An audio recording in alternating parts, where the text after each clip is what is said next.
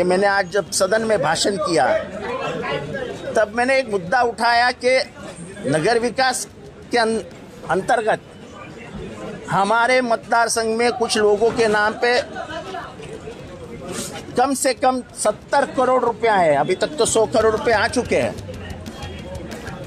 ये किसको दिए जा रहे हैं, क्यों दिए जा रहे हैं, पता ही नहीं, आमदार को पता ही नहीं। लेकिन जिस तरह से बांटे जा रहे हैं उससे लगता है कि सरकारी पैसे का इस्तेमाल करके जितेंद्र अवार्ड को कैसा गिराया जाए, उसका पॉलिटिकल करियर कैसा समाप्त किया जाए, इसके ऊपर ये सरकार सोच विचार कर रही है। बहुत ही शर्म की बात है कि जिन लोगों ने तुमको सराहा, जिन लोगों ने तुमको एक विधानसभा में बात करने का, वहाँ बैठने का मौका दिया, आप वो 2009 साल भूल चुके क्या?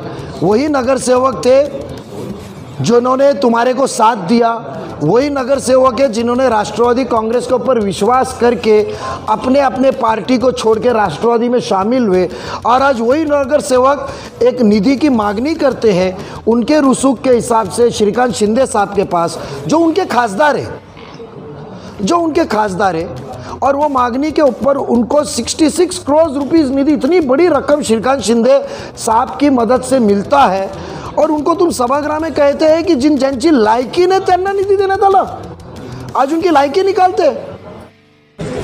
जनता चुनेगी ना, जनता चुनेगी। जनता को मालूम है जितेंद्र अवार्ड ने क्या किया, क्या नहीं किया। तो हमारा ये सवाल उठता है वो लोक प्रतिनिधि से कि निधि इम्पोर्टेंट है कि वो निधि तुमने लाना इम्पोर्टेंट है?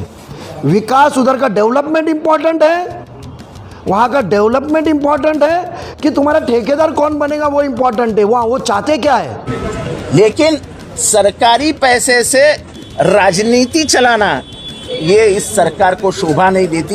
ये महाराष्ट्र की कभी परंपरा नहीं रही है। आके काम देखिए, मुमरा में विकास कामों का जो निधि ली हुई है, आपका मुमरा मार्केट के जैसा तो नहीं कि मार्केट बनाया, पवार साहब लाखों को उद्घाटन किया, 7 करोड़ रुपए खर्चा किया, आज मार्केट की जगह पे स्कूल बनी हुई है, क्योंकि कोई भी प्लॉट खुली जगह पे आपने बनाया। आपके इधर वैसा तो नहीं कि डामर का काम किया और कंक्रीट रोड बाद में बनाया, एक ही काम की 2-2 बार फाइल बनी। मुमरा मार्केट का पैसा कहाँ गया? आपके जैसा तो नहीं 5,000 ना 7,000 रुपये स्क्वायर फुट के ऊपर कंस्ट्रक्शन पे ग्राउंड+2 का हॉस्पिटल बना। कौन सा एफिल टावर का स्टील लगेला है उसमें?